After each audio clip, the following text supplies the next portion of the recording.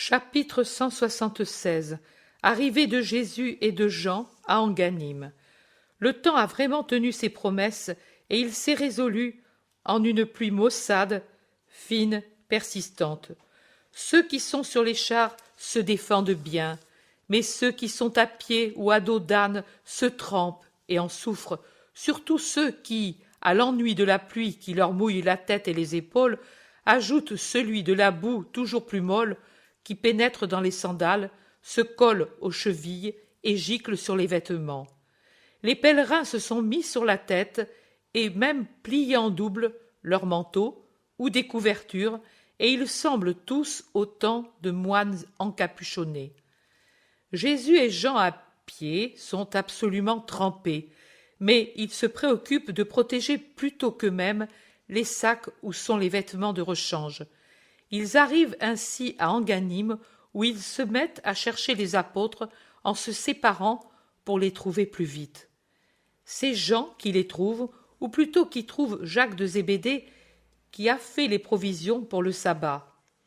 Jacques de Zébédée dit « Nous étions préoccupés, et si nous ne vous avions pas vu, nous allions revenir en arrière malgré le sabbat. Où est le maître ?» Il est allé vous chercher. Le premier qui trouve va près du forgeron. Alors, regarde, nous sommes dans cette maison, une brave femme avec ses 3 filles. Va tout de suite trouver le maître, et viens. Jacques baisse la voix et murmure en regardant autour de lui. Ici, il y a beaucoup de pharisiens, et avec de mauvaises intentions certainement. Ils nous ont demandé pourquoi lui n'était pas avec nous. Ils voulaient savoir s'il est allé en avant ou s'il est en arrière. Nous avons dit d'abord « Nous ne savons pas ». Ils ne nous ont pas crus.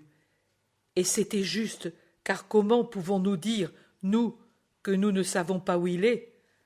Alors l'Iscariote, lui qui n'a pas tant de scrupules, a dit « Il est allé en avant ». Et comme il n'était pas convaincu et posait des questions, avec qui, avec quoi, quand il était parti, si on savait que le vendredi précédent il était vers Giscala? Il a dit à Ptolémaïs, il a pris place sur un navire et nous a donc précédés. Il descendra à Jopé pour entrer à Jérusalem par la porte de Damas, pour aller tout de suite chez Joseph d'Arimathie dans sa maison de Bézéta. Mais pourquoi tant de mensonges? Demande Jean scandalisé. Qui sait? Nous le lui avons dit, nous aussi, mais il a ri en disant œil pour œil, dent pour dent, et mensonge pour mensonge. Il suffit que le maître soit sauf, il le cherche pour lui nuire, je le sais. Pierre lui a fait remarquer que de donner le nom de Joseph, cela pouvait lui donner des ennuis.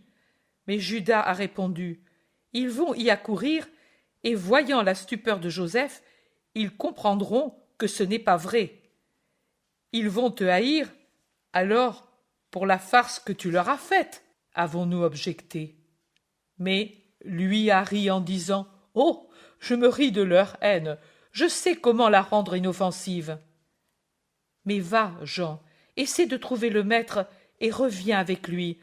La pluie nous rend service. Les pharisiens sont dans les maisons pour ne pas tremper leurs vêtements encombrants. Jean donne le sac à son frère et il va s'éloigner en courant, mais Jacques le retient pour lui dire « Et ne dis pas au maître les mensonges de Judas, même dit dans un but qui est bon, ce sont toujours des mensonges, et le maître est le mensonge. » Je ne le dirai pas. Et Jean s'en va en courant. Jacques a bien dit, les riches sont déjà dans les maisons, dans les rues s'agitent à la recherche d'un abri seulement les pauvres gens. Jésus est sous une entrée près de la maréchalerie. Jean le rejoint et lui dit « Viens vite, je les ai trouvés, nous pourrons mettre des vêtements secs. » Il ne dit rien de plus pour expliquer sa hâte. Ils rejoignent bientôt la maison. Ils entrent par la porte qui n'est que poussée. Là, tout de suite derrière, les 11 apôtres entourent Jésus comme s'ils ne l'avaient pas vu depuis plusieurs mois. La maîtresse de la maison, une petite femme fanée, amaigri, donne un coup d'œil par une porte entr'ouverte. « Paix à vous, dit Jésus avec un sourire, et il les embrasse tous avec la même affection. Tous parlent ensemble, ayant tant de choses à dire, mais Pierre crie « Silence ! Et laissez-le! Vous ne voyez pas comme il est trempé et fatigué !» Et au maître « Je t'ai fait préparer un bain chaud, et donne-moi ce manteau trempé. Et les vêtements chauds, je les ai pris dans ton sac. » Puis il se tourne vers l'intérieur de la maison et il crie « Hé, femme, l'hôte est arrivé, apporte l'eau. Pour le reste, moi je m'en charge. » Et la femme, timide, comme tous les gens qui ont souffert, et son visage dit qu'elle a souffert, traverse en silence le couloir, suivie des 3 jeunes filles fluettes comme elle et avec la même expression, pour aller à la cuisine prendre les chaudrons d'eau bouillante. « Viens, maître, et toi aussi, Jean, vous êtes froids comme des noyés. Mais j'ai fait bouillir du genièvre avec du vinaigre pour le mettre dans l'eau. Cela fait du bien. » En effet, les chaudrons, en passant, ont répandu une odeur de vinaigre et d'autres arômes. Jésus entre dans une petite pièce où se trouvent 2 grands baquets de bois servant peut-être à la lessive, regarde la femme qui sort avec ses filles et la salue. « Paix à toi et à tes filles, et que le Seigneur te récompense. »« Merci, Seigneur. » Et elle s'éclipse. Pierre entre avec Jésus et Jean. Il ferme la porte et murmure « Attention qu'elle ne sache pas qui tu es. Nous sommes tous des pèlerins, et toi, tu es un rabbi, et nous tes amis. C'est vrai, au fond, ce n'est qu'une vérité voilée. Trop de pharisiens, et qui s'intéressent trop à toi. Mets-toi en tenue. Après, nous parlerons. » Et il s'en va, les laissant seuls, et revient vers ses compagnons qui sont assis dans une petite pièce. « Et maintenant, qu'allons-nous dire au maître? Si nous disons que nous avons menti, il en aura de la peine. Mais nous ne pouvons pas ne pas le lui dire, dit Pierre. Mais ne te sacrifie pas. C'est moi qui ai menti, et je le lui dirai. Et cela le rendra plus triste encore. Tu n'as pas vu comme il est attristé? Je l'ai vu, mais c'est parce qu'il est fatigué. Du reste, je pourrais même dire aux pharisiens « Je vous ai menti ». Ce ne sont que des vétilles. L'important, c'est que lui n'ait pas à souffrir. Moi, je ne dirai rien. À personne. Si tu le dis à lui, tu n'arriveras pas à le tenir caché. Si tu le dis à eux, tu n'arriveras pas à le sauver des embûches, observe Philippe. Nous le verrons, dit Judas avec assurance. Il se passe un moment, et Jésus rentre avec des vêtements secs, restaurés par le bain. Jean le suit. Il parle de tout ce qui est arrivé au groupe apostolique ainsi qu'au maître et à Jean. Mais personne ne parle des pharisiens jusqu'au moment où Judas déclare « Maître, je suis certain que tu es recherché par ceux qui te haïssent, et pour te sauver, j'ai répandu le bruit que tu ne vas pas à Jérusalem par les chemins habituels, mais par mer jusqu'à Jopé. Eux vont se diriger de ce côté. Ha ha! Mais pourquoi mentir? Et eux, pourquoi mentent-ils? Eux, ce sont eux. Et toi, tu n'es pas. Tu ne devrais pas être comme eux. Maître, je ne suis que cela, quelqu'un qui les connaît et qui t'aime. Veux-tu te ruiner? Moi, je suis prêt à l'empêcher. Écoute-moi bien, et sens mon cœur dans mes paroles. Demain, tu ne sors pas d'ici. Demain, c'est le sabbat. C'est bien, mais tu ne sors pas d'ici. Tu te reposes, tout, sauf le péché, Judas. Aucune considération ne me fera accepter de manquer à la sanctification du sabbat. Eux, qu'ils fassent ce qu'ils veulent, moi, je ne pécherai pas. Si je le faisais, outre mon péché qui pèserait sur moi, je mettrais en leurs mains une arme pour me ruiner. Tu ne te souviens pas, qu'ils disent déjà que je suis un profanateur du sabbat? Le maître a raison, disent les autres. C'est bien, tu feras ce que tu veux pour le sabbat, mais pour la route, non. Ne suivons pas le chemin de tout le monde, maître. Écoute-moi, désoriente-les. Mais enfin, que sais-tu de précis, toi qui parles?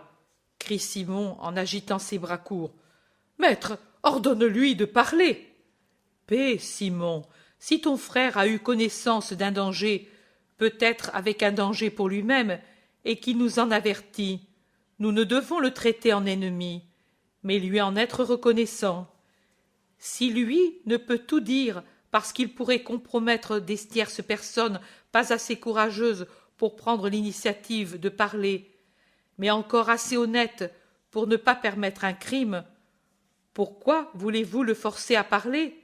Laissez-le donc parler, et moi je prendrai ce qu'il y a de bon dans son projet en repoussant ce qui pourrait ne pas l'être.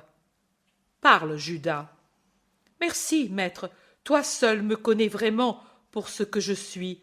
Je disais, à l'intérieur des frontières de la Samarie, nous pourrons aller en sécurité, car en Samarie, Rome commande plus qu'en Galilée et en Judée, et eux, qui te haïssent, ne veulent pas d'ennui avec Rome.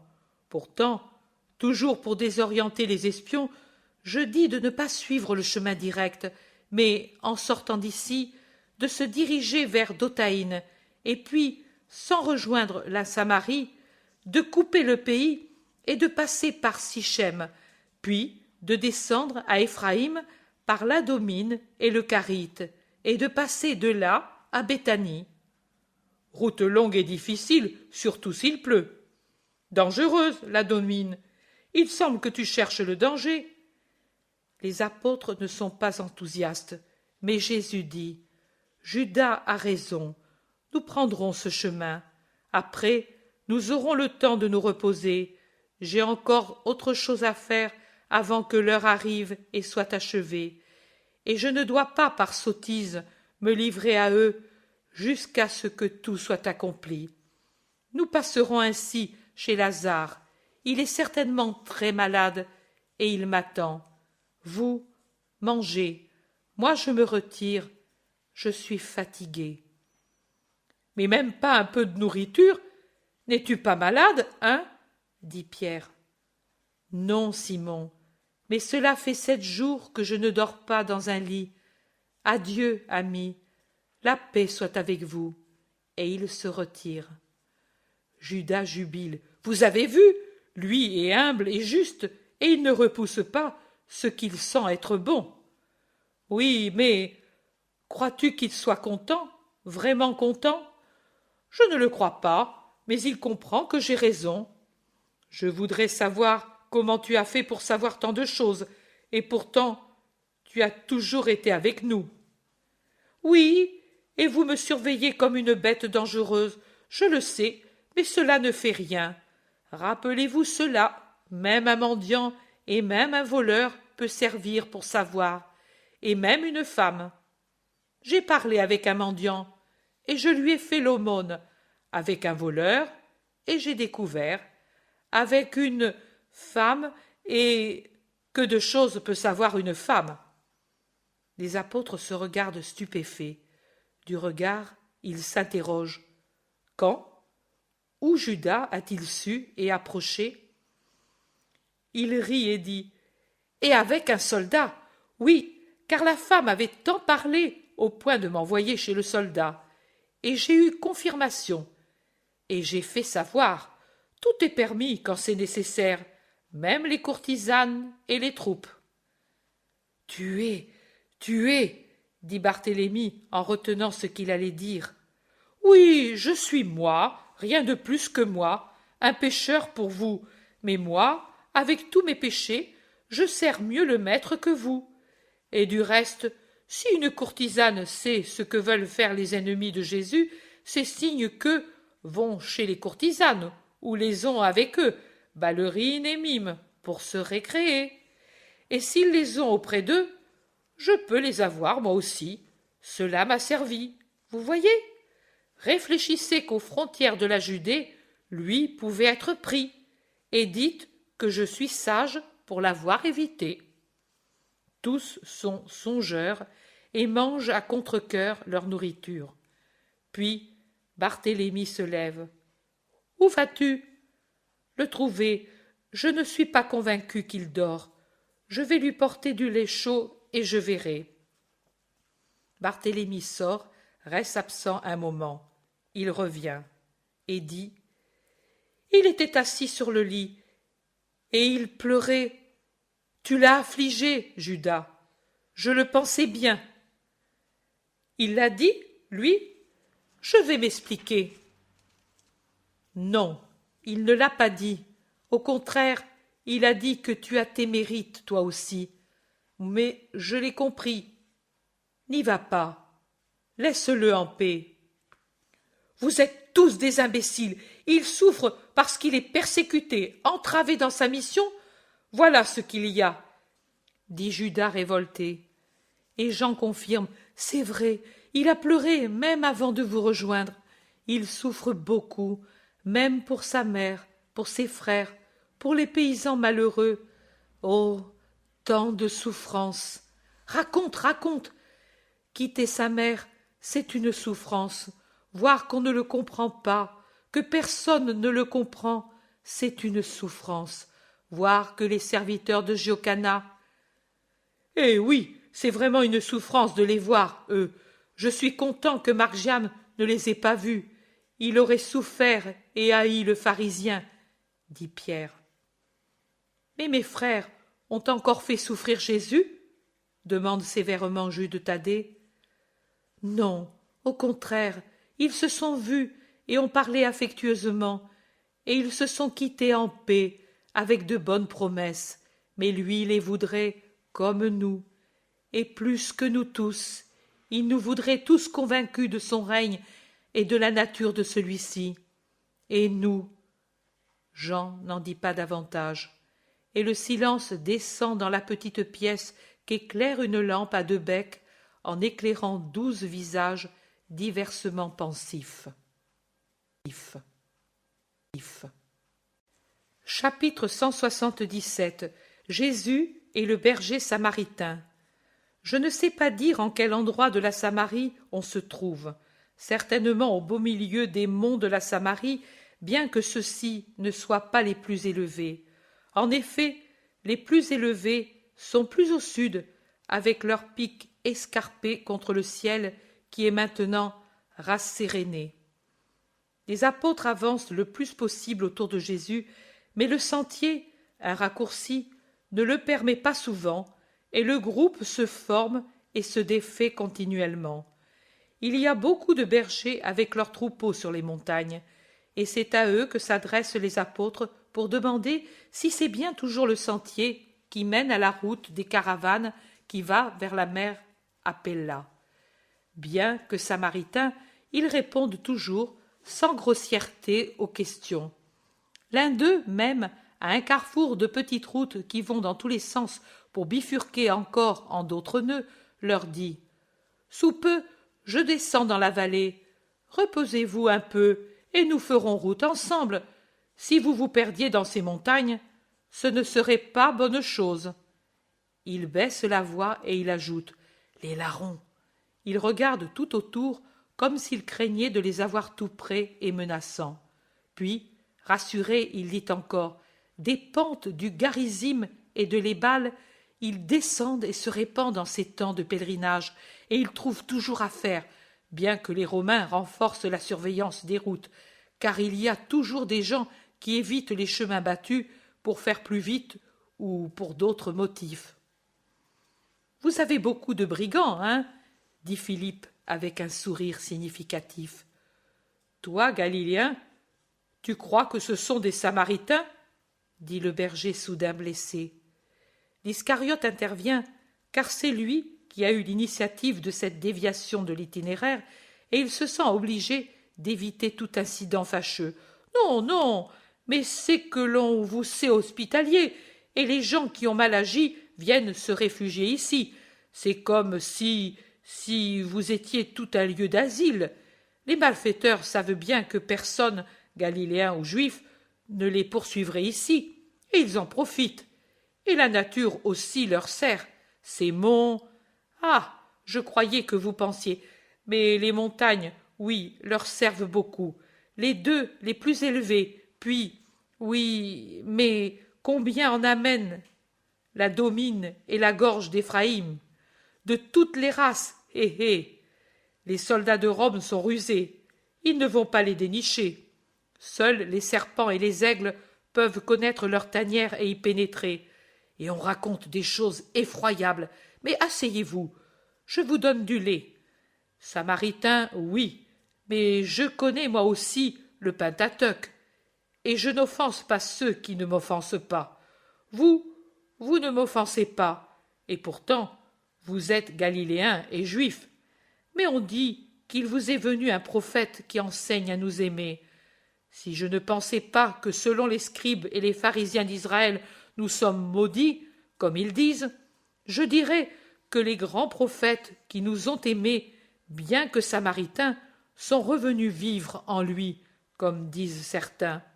Mais moi, je n'y crois pas. Voici le lait. Pourtant, j'aimerais rencontrer ce prophète. On dit que l'autre prophète, celui qui s'était réfugié à nos frontières et que nous n'avons pas trahi, ceux qui nous insultent devraient s'en souvenir, a dit que ce prophète qui s'est levé en Israël est plus grand qu'Élie.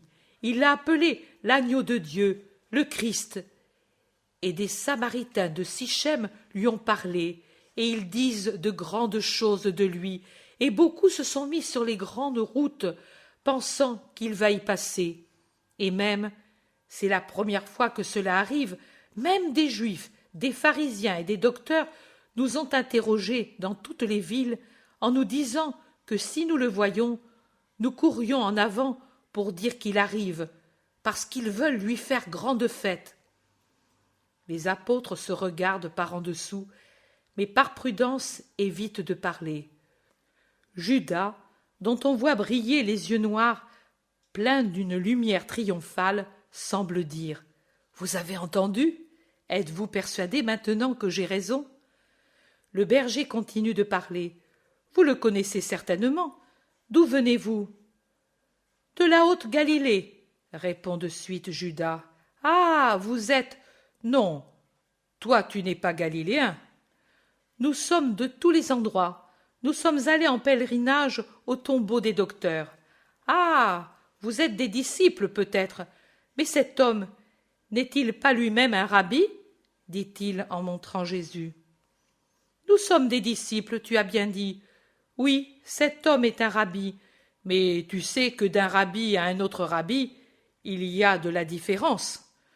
Je le sais. Certes que celui-ci est jeune et qu'il doit encore avoir beaucoup à apprendre des grands docteurs de votre temple. Et il y a une pointe de mépris évidente dans l'adjectif possessif. Mais Judas, toujours si prompt à répliquer, est d'un à-propos merveilleux. Les autres ne parlent pas. Jésus est comme absorbé, et ainsi la flèche ne provoque pas de réplique. Au contraire, Judas dit en souriant « Il est très jeune, en effet, mais c'est le plus sage d'entre nous. » Et pour mettre fin à la conversation qui pourrait devenir dangereuse, il dit « Tu as à rester longtemps encore ici, car nous voudrions être en bas à la nuit. »« Non, j'arrive, je rassemble les brebis et je viens. »« C'est bien, nous allons en avant pendant ce temps. » Et il se lève avec les autres pour prendre tout de suite le sentier. Et quand un bosquet touffu se trouve entre lui et le berger, il rit, en disant « Mais comme il est facile de se moquer des gens! Et êtes-vous persuadé maintenant que je ne mentais pas et que je n'étais pas un imbécile? Non, tu ne mentais pas, mais tu viens de mentir maintenant. » J'ai menti? Non, comment peux-tu le dire, Philippe? J'ai su dire la vérité sans entraîner de dommages. Est-ce que peut-être nous ne venons pas de la haute Galilée? Ne sommes-nous pas peut-être de tous les endroits? Ne sommes-nous pas peut-être allés un jour nous faire lapider pour vénérer les tombeaux des docteurs? Et n'y sommes-nous pas passés tout près, même dans le dernier voyage vers Giscala? Ai-je nié, peut-être, que Jésus est un rabbi? Ai-je dit, peut-être, qu'il n'est pas le plus sage de nous tous? En le disant, je pensais, et je riais intérieurement, qu'en disant « nous », j'offensais les rabbis, tous inférieurs au maître, bien qu'ils croient ne pas l'être, et je me moquais du berger. Ha ha ha! Les choses, il faut savoir les dire, et on dit tout sans péché et sans dommage.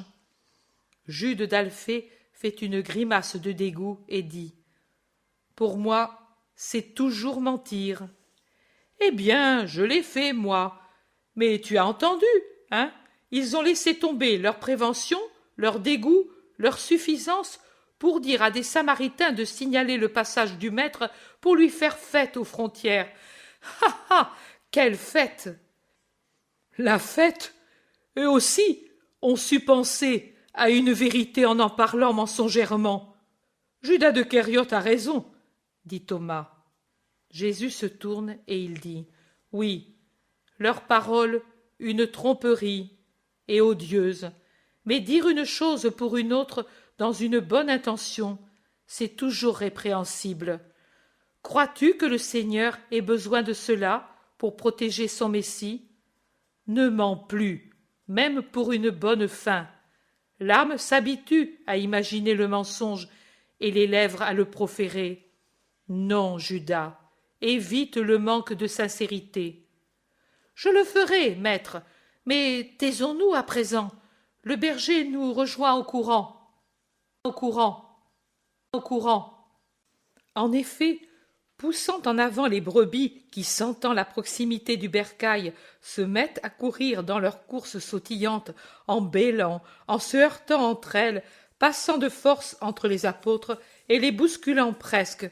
Voilà le berger, suivi d'un pastoureau et d'un chien, et il ne s'arrête qu'après avoir réussi, avec l'aide de l'enfant et du chien, à ralentir les brebis et à les réunir pour les empêcher de s'éparpiller ou de descendre seules dans la vallée. Ce sont les bêtes les plus stupides qui existent sur la terre, mais elles sont si utiles, dit-il en essuyant la sueur, et il soupire.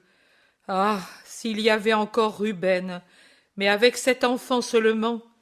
Il secoue la tête, en descendant derrière ses brebis, que le chien et l'enfant, en tête du troupeau, tiennent groupés. Et il monologue.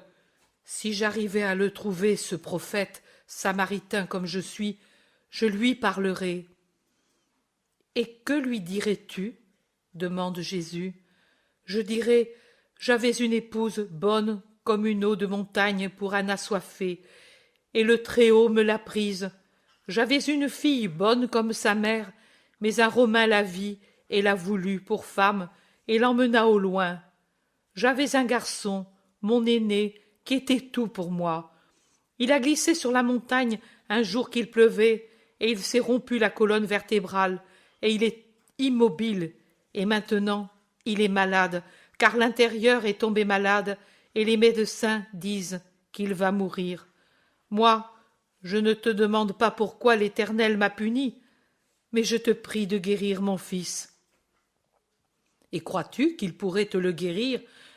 Oui, certainement que je le crois, mais je ne le verrai jamais.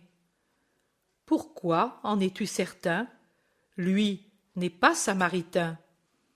C'est injuste, et c'est le Fils de Dieu, dit-on.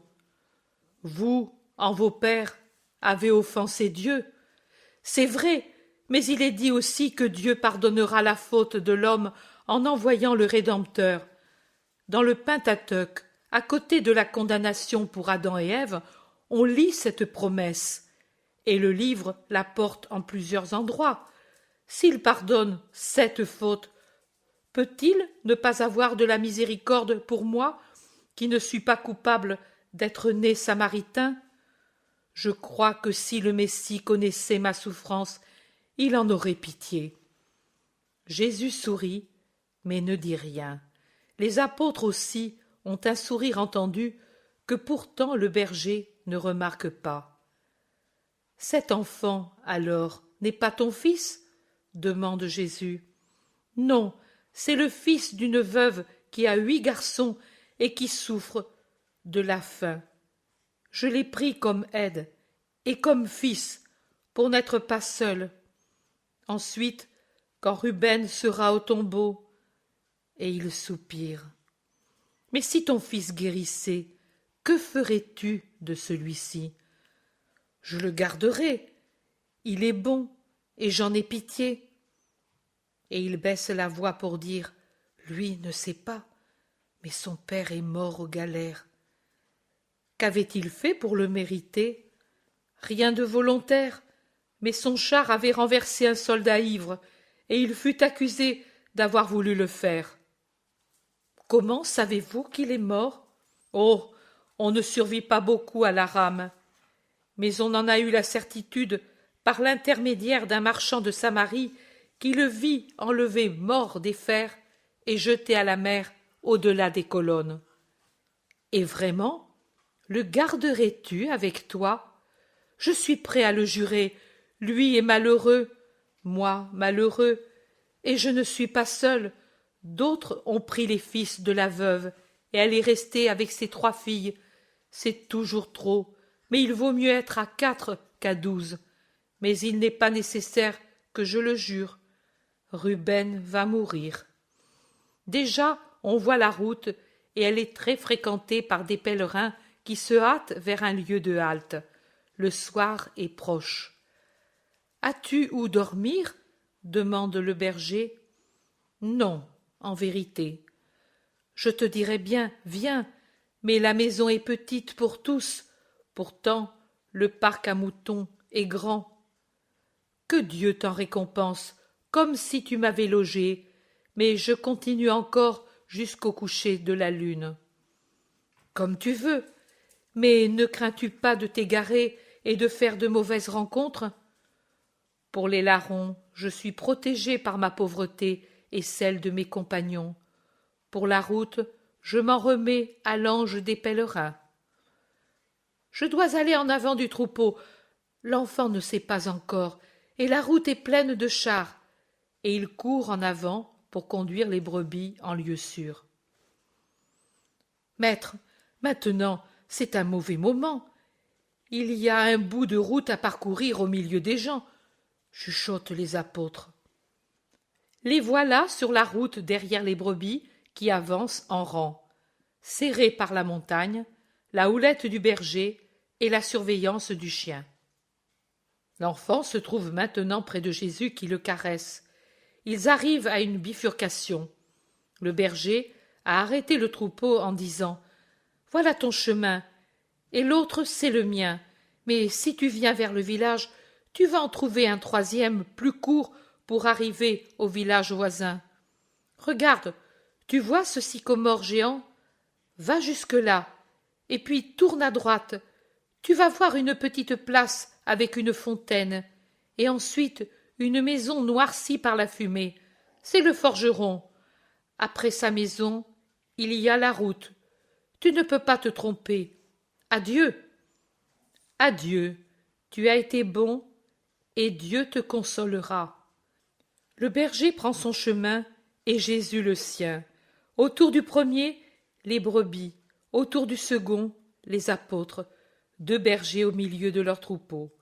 Ils sont désormais séparés, cachés par un groupe de maisons qui sépare la route principale que suit le berger du petit chemin qui pénètre dans un pauvre faubourg du village, le plus pauvre, je crois, silencieux, solitaire. Les pauvres gens sont déjà dans leurs maisons, et les portes entr'ouvertes permettent de voir les feux dans les cuisines. Le soir descend avec la brume du crépuscule. Judas dit « Nous allons nous arrêter au sortir du village. Je vois des maisons dans les champs. » Non, il vaut mieux continuer. Les avis sont différents. Ils arrivent à la fontaine et y accourent pour s'y laver et remplir leurs gourdes. Voici le forgeron, il est en train de fermer son noir atelier. Voici le chemin qui va vers les champs. Il s'y engage. Mais un cri arrive de loin du village. « Rabbi, Rabbi, Mon fils, citoyen, venez, où est le pèlerin? Mais il nous cherche, Seigneur, qu'as-tu fait? Courez, si nous arrivons à ce bois, personne ne nous voit plus. Ils courent à travers un pré couvert du dernier foin coupé. Ils rejoignent un talus, ils le gravissent, disparaissent, poursuivis par les voix qui maintenant sont nombreuses, et par des gens qui s'éparpillent hors du village, appelant plutôt que regardant, car désormais la pénombre dissimule beaucoup de choses. Ils s'arrêtent au pied du talus. C'était le rabbi qui allait à Sichem, je vous dis. Ce ne pouvait être que lui, et il m'a guéri Ruben. Et moi, je ne l'ai pas reconnu. Rabbi, Rabbi, Rabbi, permets-moi de te vénérer. Dis-moi où tu te caches. L'écho seul répond, et il semble dire Abi, Abi, Abi. Mais il ne peut être loin, dit le forgeron. Il est passé devant moi avant que tu arrives. Et pourtant il n'est pas là, tu vois. Personne sur le chemin. Il devait le prendre. Ne serait-il pas dans le bois? Non, il était pressé. Puis il appelle son chien à l'aide, il excite. Cherche, cherche. Et pendant un moment, il semble que le chien puisse découvrir la cachette, car il se dirige vers le bois après avoir flairé le pré. Mais ensuite, l'animal s'arrête, interdit, une patte levée, le museau en l'air. Puis, trompé par je ne sais quoi, il part en aboyant dans la direction opposée avec les gens qui courent derrière lui. « Oh, que le Seigneur soit loué !» s'exclament les apôtres en poussant un soupir de soulagement. Et ils ne peuvent se retenir de dire au maître « Mais qu'as-tu fait, Seigneur ?» Et ils le réprimandent presque de l'avoir fait. « Tu sais qu'il est bien que l'on ne te signale pas, et toi ?» Et ne devais-je pas récompenser une fois? Et n'est-ce pas bien qu'il me croit sur la route qui va de Dotaïn à Pella? Ne voulez-vous pas, peut-être, qu'il ne comprenne plus rien? C'est vrai, tu as raison, mais si la bête t'avait découvert... Oh, Simon, et tu ne penses pas que celui qui impose sa volonté, même à distance, aux maladies et aux éléments, et qui chasse les démons, ne puisse pas l'imposer à un animal? Maintenant, cherchons à rejoindre la route au-delà de la courbe qu'elle fait. Ils ne nous verront plus. Allons. Et presque à tâtons, ils avancent dans le petit bois de la colline jusqu'à ce qu'ils reviennent sur la petite route éclairée par la lune qui se lève, loin du village que la colline cache entièrement.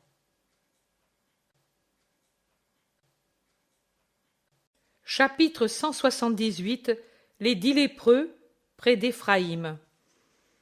Ils sont toujours dans les montagnes, des montagnes escarpées, sur certains petits chemins où ne passent certes pas des chars, mais seulement des voyageurs à pied ou des gens montés sur des ânes vigoureux de la montagne, plus grands et plus robustes que les ânes que l'on rencontre habituellement dans les régions moins accidentées.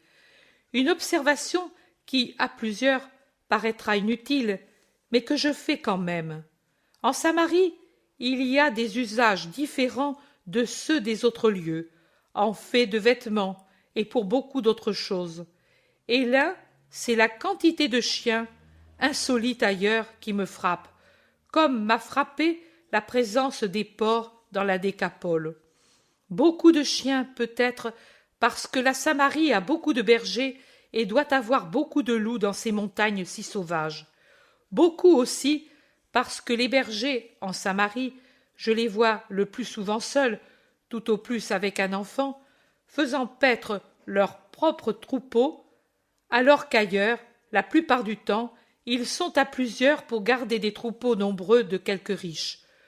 Le fait est qu'ici, chaque berger a son chien, ou plusieurs, selon le nombre de brebis de son troupeau.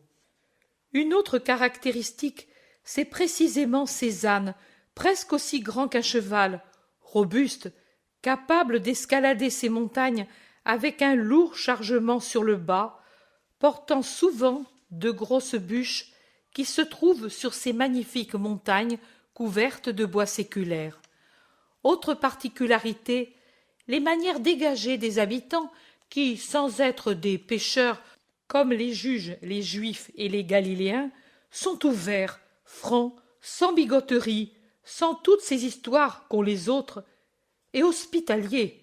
Cette constatation me fait penser que dans la parabole du bon samaritain, il n'y a pas eu seulement l'intention de faire ressortir que le bon et le mauvais existent partout, dans tous les lieux et chez toutes les races, et même chez les hérétiques, il y en a qui peuvent avoir le cœur droit, mais vraiment aussi la description réelle des habitudes samaritaines envers ceux qui ont besoin d'être aidés. Ils se sont arrêtés au Pentateuque.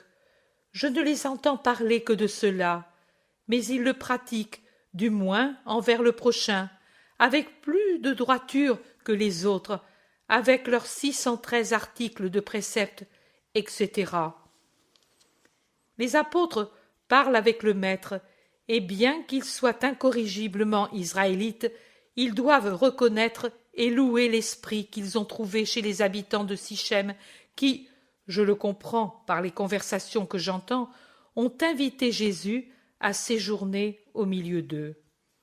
Pierre dit « Tu as entendu, hein ? Comme ils ont dit clairement qu'ils connaissent la haine des Juifs, ils ont dit « Pour toi et sur toi, il y a plus de haine que pour nous Samaritains, pour tous ceux que nous sommes et que nous avons été. Leur haine pour toi est sans bornes. » Le zélote dit « Et ce vieillard, comme il a bien parlé, c'est juste au fond qu'il en soit ainsi, parce que tu n'es pas un homme, mais tu es le Christ, le Sauveur du monde, et donc tu es le Fils de Dieu, car seul un Dieu peut sauver le monde corrompu.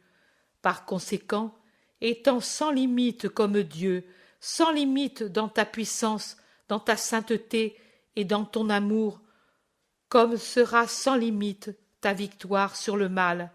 Ainsi, il est naturel que le mal et la haine, qui n'est qu'une seule chose avec le mal, soient sans limite contre toi. Il a vraiment bien parlé, et cette raison explique tant de choses. Thomas expéditif. Qu'explique-t-elle selon toi? Moi, je dis qu'elle explique seulement que ce sont des sots. Non, la sottise serait encore une excuse, mais ils ne sont pas sots. Ils sont ivres, ivres de haine, réplique Thomas. Le zélote. Pas même, l'ivresse cède après s'être déchaînée, cette rancœur ne cède pas. Et plus déchaînée que cela, et depuis si longtemps, qu'elle aurait dû tomber maintenant. Ami, elle n'a pas encore touché le but, dit Jésus avec calme, comme si le but de la haine n'était pas son supplice. Non, mais s'ils ne nous laissent jamais en paix. Maître, eux ne sont pas encore convaincus que j'ai dit la vérité, mais je l'ai dite. Oh oui, je l'ai dite, et je dis aussi que si cela avait dépendu de vous, vous seriez tous tombés dans le piège, comme y est tombé le Baptiste. Mais ils ne réussiront pas, car je veille, dit l'Iscariote. Et Jésus le regarde, et je le regarde moi aussi, me demandant, et je me le demande depuis quelques jours, si la conduite de l'Iscariote est due à un bon et réel retour sur le chemin du bien et de l'amour pour son maître, une libération des forces humaines et extra-humaines qui le possédaient, ou si c'est un travail plus raffiné de préparation au coup final, un asservissement plus grand aux ennemis du Christ et à Satan. Mais Judas est un être tellement spécial qu'il est impossible de le déchiffrer. Seul Dieu peut le comprendre, et Dieu, Jésus, laisse tomber un voile de miséricorde et de prudence sur toutes les actions et la personnalité de son apôtre. Un voile qui se déchirera en éclairant parfaitement tant de pourquoi, maintenant mystérieux, quand seront ouverts les livres des cieux. Les apôtres sont tellement préoccupés par l'idée que la haine des ennemis n'a pas encore atteint son but qu'ils ne parlent plus pendant un moment. Puis Thomas s'adresse encore aux zélotes pour lui dire « Et alors, s'ils ne sont ni ivres ni sots, si leur haine explique tant de choses sans expliquer celle-ci, qu'explique-t-elle alors? Que sont-ils? Tu ne l'as pas dit. » Que sont-ils? Des possédés. Ils sont ce qu'ils disent de lui. Cela explique leur acharnement qui ne connaît pas de trêve, qui au contraire croît davantage à mesure que se manifeste sa puissance. Il a bien parlé, ce Samaritain. En lui, fils du Père et de Marie, homme et Dieu, existe l'infinité de Dieu, et infinie est la haine qui s'oppose à cette infinité parfaite, même si tout en étant sans limite, la haine n'est pas parfaite, car Dieu seul est parfait dans ses actions. Mais si la haine pouvait atteindre l'abîme de la perfection, elle descendrait pour l'atteindre, se précipiterait même pour l'atteindre, pour rebondir ensuite, par la violence même de sa chute dans l'abîme infernal, contre le Christ, afin de le blesser avec toutes les armes arrachées à l'abîme infernal. Le firmament, réglé par Dieu, a un seul soleil. Il se lève et rayonne et disparaît, en laissant la place au soleil, plus petit qu'est la lune, et celle-ci, après avoir rayonné à son tour, se couche pour céder la place au soleil. Les astres enseignent beaucoup de choses aux hommes, car ils se soumettent aux volontés du Créateur. Mais les hommes, non. Et c'en est un exemple de vouloir s'opposer au Maître. Qu'arriverait-il si, à une aurore, la lune disait « Je ne veux pas disparaître, et je reviens par le chemin déjà fait ?» Certainement, elle irait heurter le soleil avec horreur et au détriment de toute la création. C'est ce qu'eux veulent faire, croyant pouvoir briser le soleil. Jean dit « C'est la lutte des ténèbres contre la lumière. Nous la voyons chaque jour dans les aubes et les soirées, les deux forces qui se combattent, qui exercent tour à tour leur empire sur la terre. Mais les ténèbres sont toujours vaincues, car elles ne sont jamais absolues. Il émane toujours un peu de lumière, même dans la nuit la plus privée d'étoiles. On dirait que l'air la crée de lui-même dans les espaces infinis du firmament et la répande, même si elle est très limitée, pour persuader les hommes que les astres ne sont pas éteints. Et je dis que pareillement, dans ces ténèbres particulières du mal contre la lumière qu'est Jésus, toujours, malgré tous les efforts des ténèbres, la lumière sera là pour réconforter ceux qui croient en elle, dit Jean en souriant à sa pensée, tout recueilli en lui-même comme s'il monologuait. Sa pensée recueillie par Jacques d'Alphée. Dans les livres, le Christ est appelé étoile du matin. Lui aussi connaîtra donc une nuit. Et je m'en épouvante. Nous aussi la connaîtrons, une nuit, un moment où la lumière semblera avoir perdu sa force et où les ténèbres sembleront victorieuses. Mais puisqu'il est appelé étoile du matin, d'une manière qui exclut toute limite dans le temps, je dis qu'après la nuit momentanée, lui sera la lumière matinale, pure, fraîche, virginale, qui renouvellera le monde, pareille à celle qui succéda au chaos le premier jour. Oh oui, le monde sera créé de nouveau dans sa lumière. Et la malédiction sera sur les réprouvés qui auront voulu lever la main pour frapper la lumière en répétant les erreurs déjà faites, depuis Lucifer jusqu'aux profanateurs du peuple saint. Yahvé laisse l'homme libre de ses actions, mais par amour pour l'homme lui-même, il ne permettra pas que l'enfer prévale. Oh, heureusement qu'après un si long assoupissement des esprits, qui semblaient les fermer et les engourdir comme par l'effet d'une vieillesse précoce, la sagesse refleurisse sur nos lèvres. Nous ne semblions plus être nous. Maintenant, je retrouve le Zélote et Jean, les deux frères d'autrefois, dit l'Iscariote en se félicitant. Il ne me semble pas que nous ayons changé au point de ne plus paraître nous-mêmes, dit Pierre. Si nous sommes changés, tous, toi le premier, et puis Simon et les autres, moi y compris. S'il y a quelqu'un qui est à peu près ce qu'il a toujours été, c'est Jean. Je ne sais vraiment pas en quoi. En quoi? Nous sommes taciturnes, comme là, indifférents, pensifs. Jamais plus on entendait de conversations semblables à celles d'autrefois, semblables à celles de maintenant, qui sont si utiles. Pour se disputer, dit le Thaddée, en rappelant comme souvent en effet elle dégénérait en prise de bec. Non, pour nous former, car nous ne sommes pas tous comme Nathanaël, ni comme Simon, ni comme vous d'Alphée, par naissance et par sagesse, et celui qui l'est moins apprend toujours de celui qui l'est plus, réplique l'Iscariote.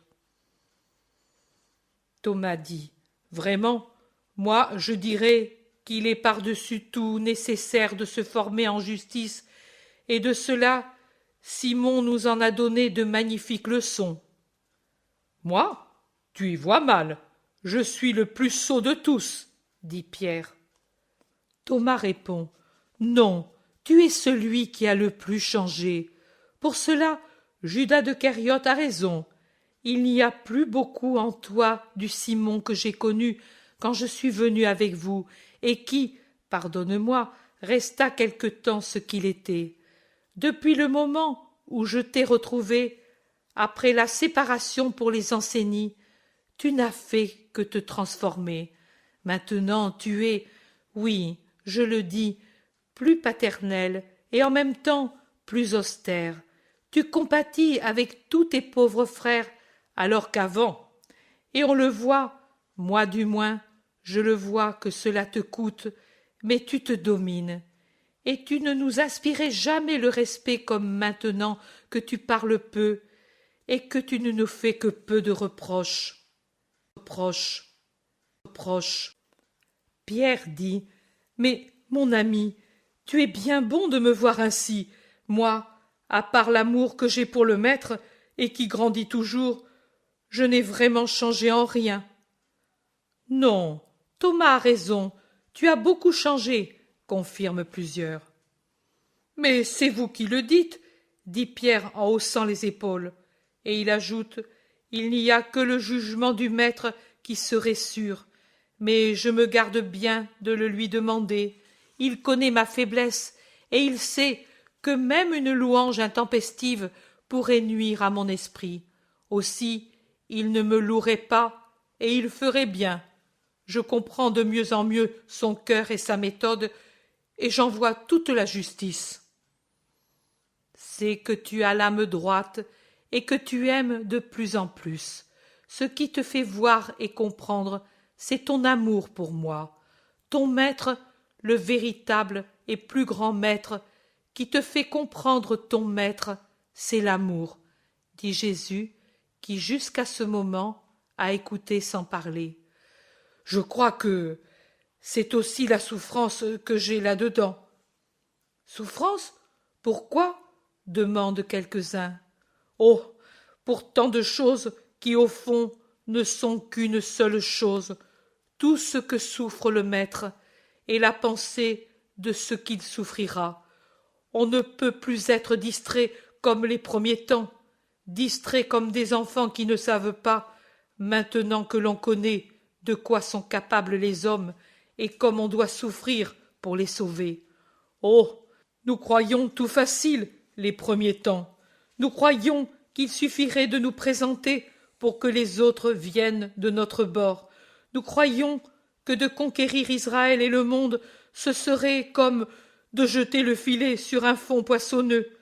Pauvres de nous, je pense que si lui ne réussit pas à faire bonne pêche, nous ne ferons rien. Mais cela n'est rien encore. Je pense qu'eux sont méchants et le font souffrir, et je crois que c'est là le motif de notre changement en général. Le zélote confirme. C'est vrai. Pour mon compte, c'est vrai. Pour moi aussi, disent les autres. Moi, il y a si longtemps que j'étais inquiet pour cela, et j'ai cherché à avoir des aides valables, mais ils m'ont trahi, et vous ne m'avez pas compris. Et moi, je ne vous ai pas compris.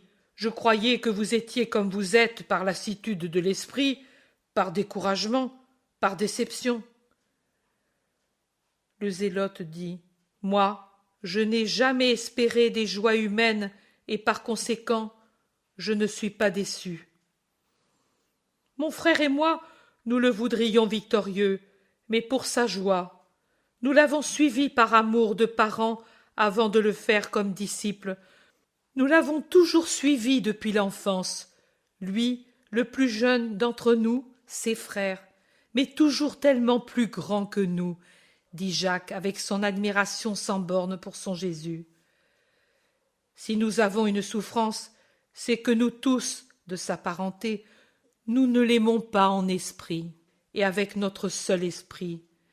Mais nous ne sommes pas les seuls en Israël à l'aimer mal, dit le Thaddée.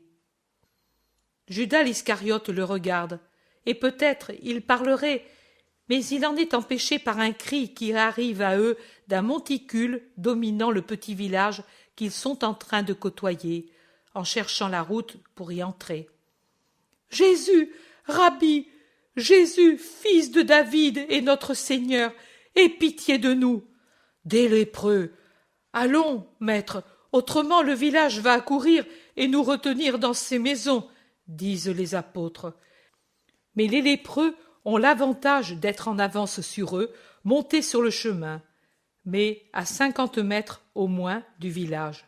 Ils descendent en boitant et courent vers Jésus en répétant leurs cris. « Entrons dans le village, maître, eux ne peuvent pas y entrer, disent certains apôtres. » Mais d'autres répliquent. « Déjà des femmes viennent regarder. Si nous entrons, nous éviterons les lépreux, mais pas d'être reconnus et retenus. » Et pendant qu'ils se demandent ce qu'il faut faire, les lépreux s'approchent de plus en plus de Jésus, qui, sans souci des mets et des si des apôtres, poursuit son chemin.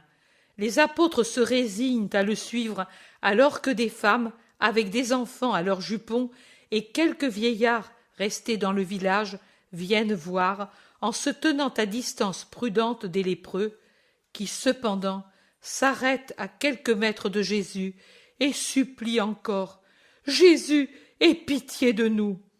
Jésus les regarde un instant, puis, sans s'approcher de ce groupe de douleurs, il demande « Êtes-vous de ce village ?»« Non, maître, de différents endroits, mais cette montagne où nous restons donne de l'autre côté sur la route de Jéricho, et cet endroit est bon pour nous. » « Allez alors au village le plus proche de votre montagne, et montrez-vous au prêtre. » Et Jésus reprend sa marche en se déplaçant sur le bord du chemin pour ne pas effleurer les lépreux qui le regardent avancer sans avoir autre chose qu'un regard d'espoir dans leurs pauvres yeux malades.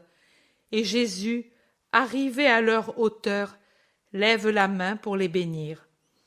Les gens du village, déçus, retournent dans leur maison. Les lépreux grimpent de nouveau sur la montagne pour aller vers leur grotte ou vers le chemin de Jéricho. « Tu as bien fait de ne pas les guérir. Ceux du village ne nous auraient plus laissé aller. »« Oui, et il faudrait arriver à Éphraïm avant la nuit. » Jésus marche en silence. Désormais, le village est caché à la vue par les détours de la route très sinueuse, car elle suit les caprices de la montagne au pied de laquelle elle est taillée. Mais une voix les rejoint. « Louange au Dieu très haut et à son vrai Messie. En lui se trouve toute puissance, sagesse et pitié. Louange au Dieu très haut qui en lui nous a accordé la paix. Louez-le, vous tous, hommes de Judée et de Samarie, de la Galilée et d'au-delà du Jourdain, jusqu'aux neiges du Très-Haut Hermon, jusqu'aux pierres brûlées de l'Idumée, jusqu'au sable baigné par les eaux de la mer Grande, que résonne la louange au Très-Haut et à son Christ. Voici accomplie la prophétie de Balaam, l'étoile de Jacob resplendit sur le ciel rétabli de la patrie réunie par le vrai berger. Voilà accomplies aussi les promesses faites aux patriarches. Voici la parole d'Élie qui nous aima. Écoutez-la, ô peuple de Palestine, et comprenez-la. On ne doit plus boiter des deux côtés, mais on doit choisir pour la lumière de l'esprit. Et si l'esprit est droit, il fera un bon choix. Lui est le Seigneur, suivez-le. Ah, jusqu'à présent, nous avons été punis parce que nous ne nous sommes pas efforcés de comprendre. L'homme de Dieu a maudit le faux autel en prophétisant.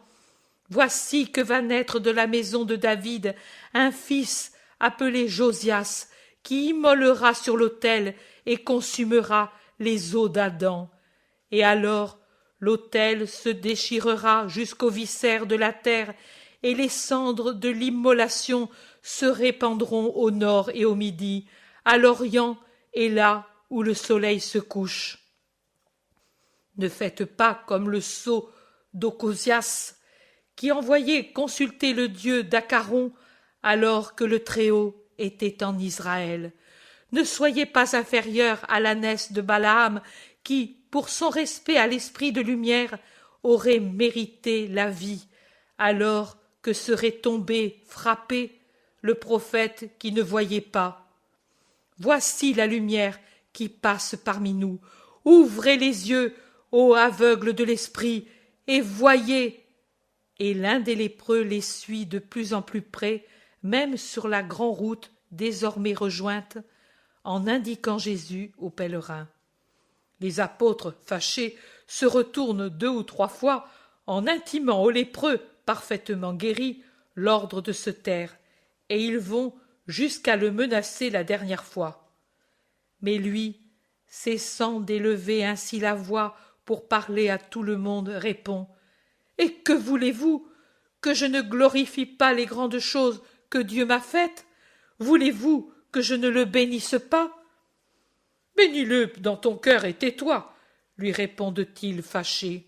« Non, je ne puis me taire.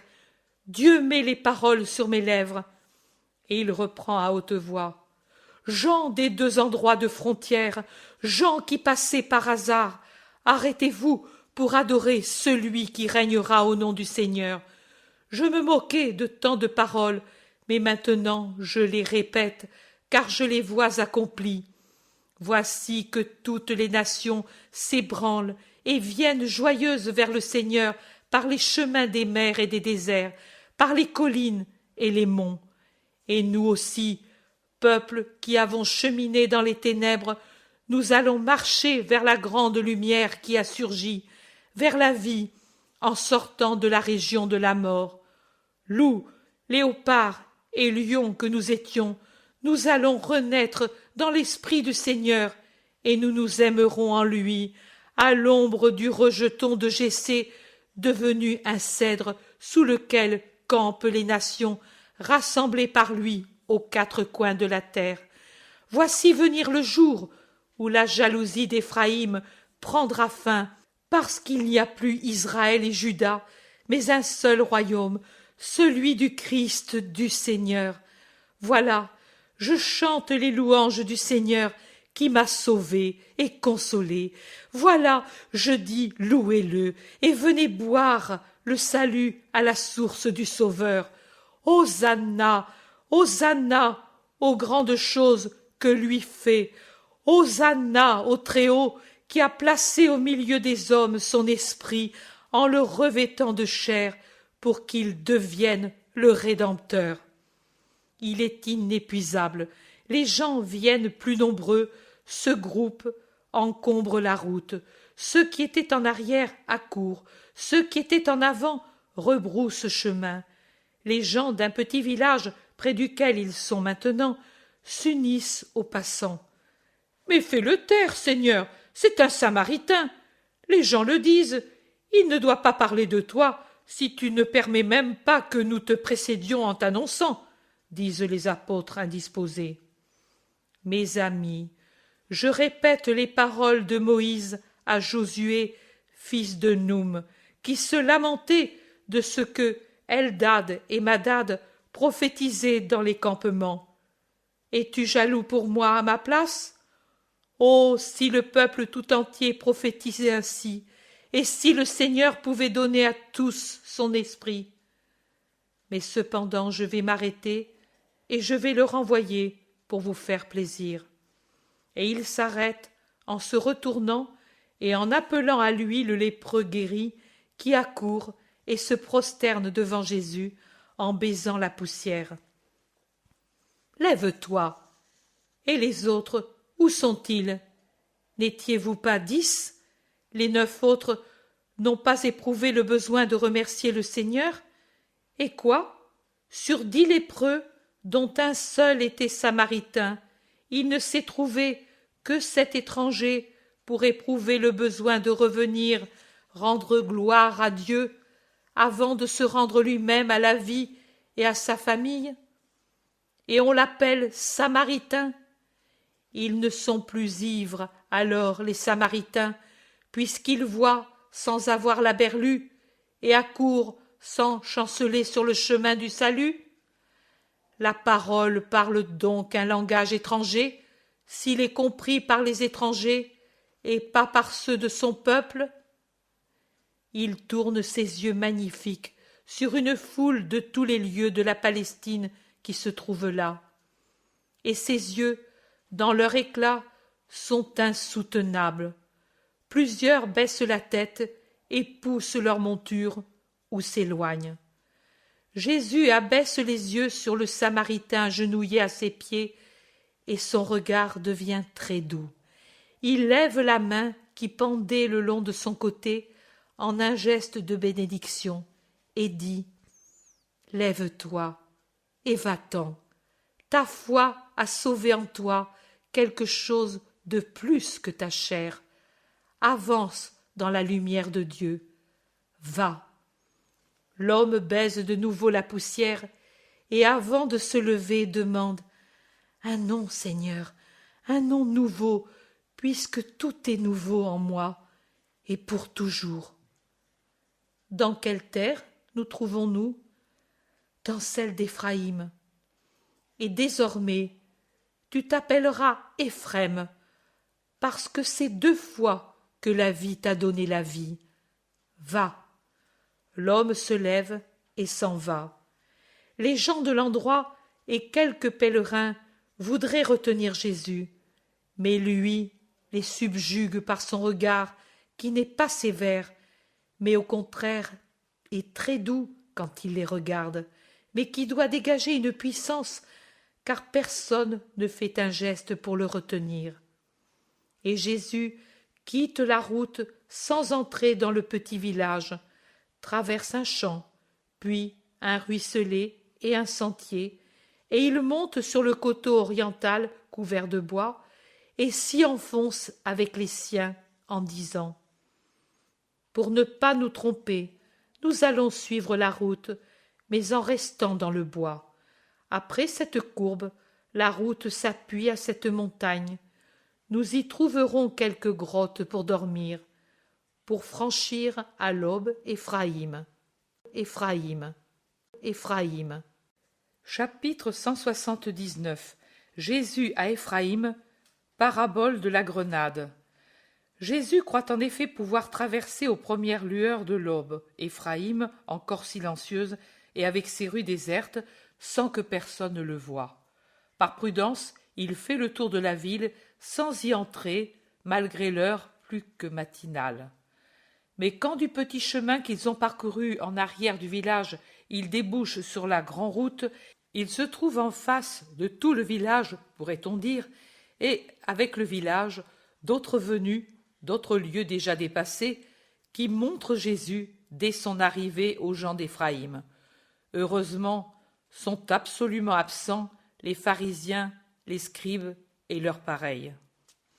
Ceux d'Éphraïm envoient en avant les notables du village, dont l'un, après un solennel salut, dit au nom de tous: « Nous avons su que tu étais parmi nous, et que tu n'avais pas dédaigné d'avoir pitié de certains.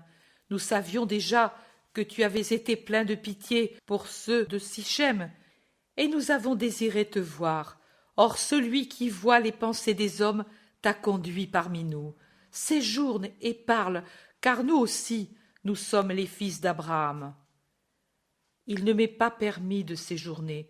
Oh, nous savons qu'ils te cherchent, mais pas de ce côté. Cette ville est à la limite du désert et des montagnes du sang. Ils ne passent pas ici volontiers, et puis, cette fois, après les premiers, nous n'en avons plus vu un seul. Je ne puis rester. Le temple t'attend, nous le savons, mais crois en nous. Vous nous regardez comme des proscrits, parce que nous ne nous inclinons pas devant les pontifes d'Israël. Mais est-il Dieu, par hasard, le pontife?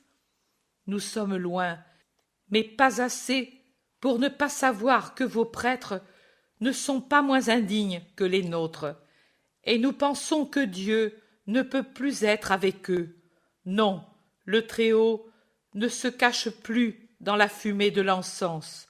On pourrait cesser de le brûler, et on pourrait entrer dans le Saint des Saints sans avoir peur d'être réduit en cendres par la splendeur de Dieu qui repose sur sa gloire.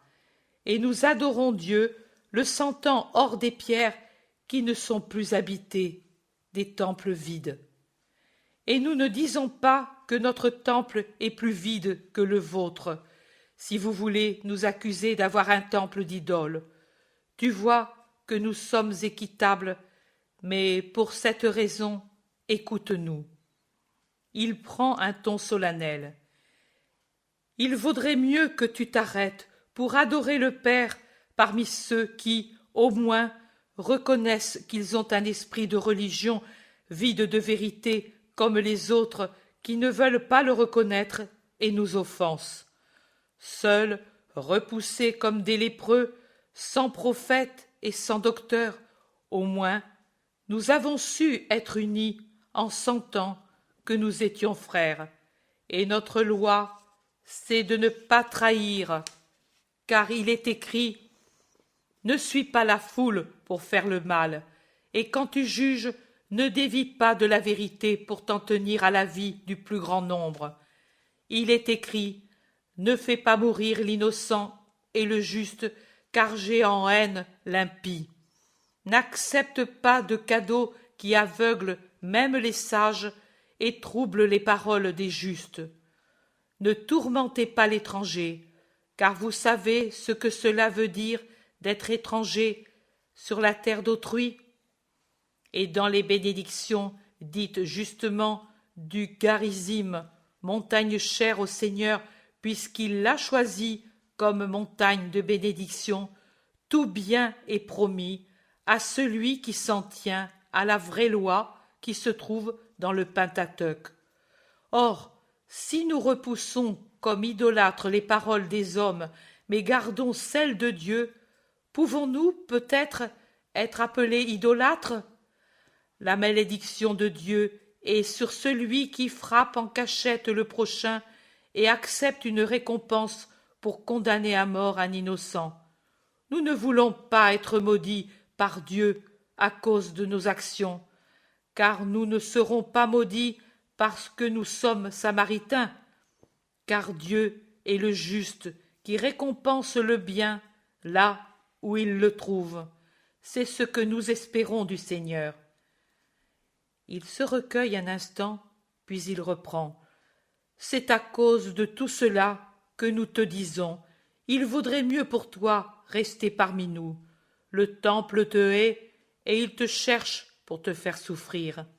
Et pas lui seulement. Tu resteras toujours trop parmi ceux qui te rejettent comme un opprobre. Ce n'est pas des Juifs que te viendra l'amour. Je ne puis rester, mais je me rappellerai vos paroles. Je vous dis de toute façon de persévérer dans l'observance des lois de justice que vous avez rappelées et qui découlent du précepte d'amour du prochain. Le précepte qui, avec celui de l'amour pour Dieu, forme le commandement principal de la religion ancienne et de la mienne. Pour celui qui vit en juste, il n'est pas loin le chemin du ciel. Il suffira d'un pas pour amener ceux qui sont sur le sentier voisin, séparés seulement désormais par un point d'honneur, plus que par conviction, sur le chemin du royaume de Dieu.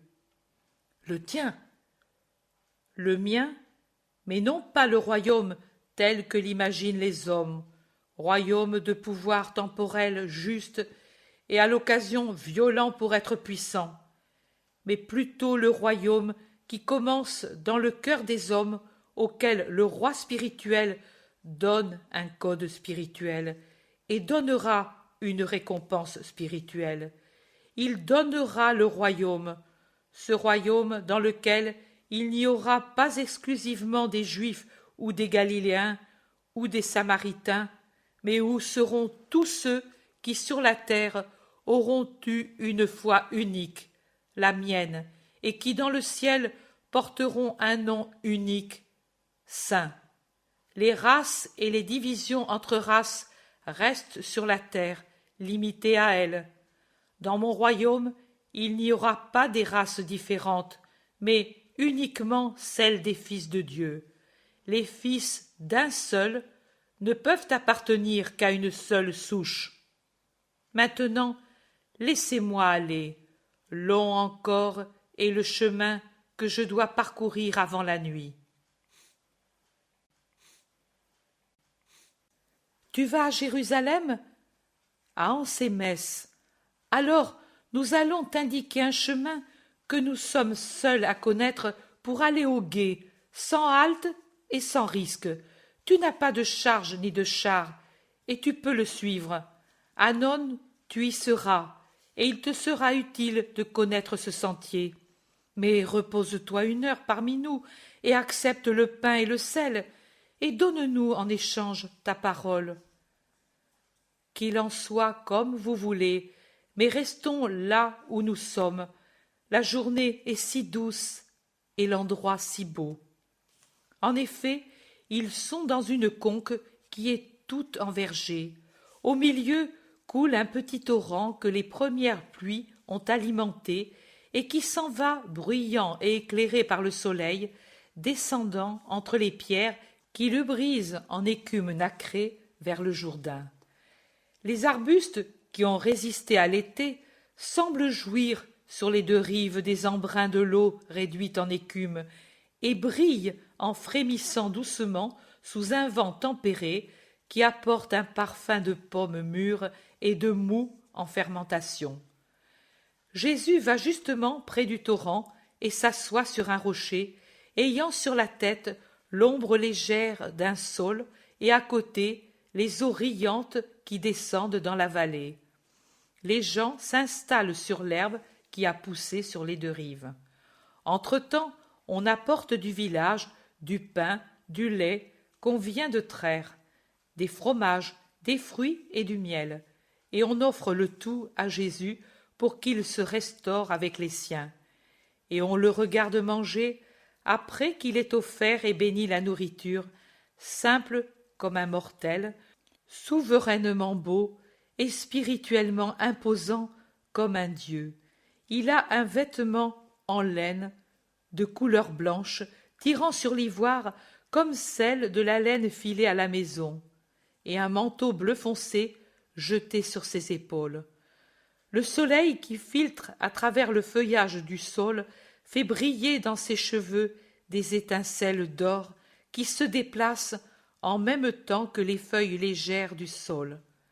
Un rayon réussit à lui caresser la joue gauche en faisant de la boucle souple qui termine la mèche retombant le long de la joue un écheveau de fil d'or, dont la couleur se retrouve plus pâle dans la barbe soyeuse et légère qui couvre le menton et le bas du visage.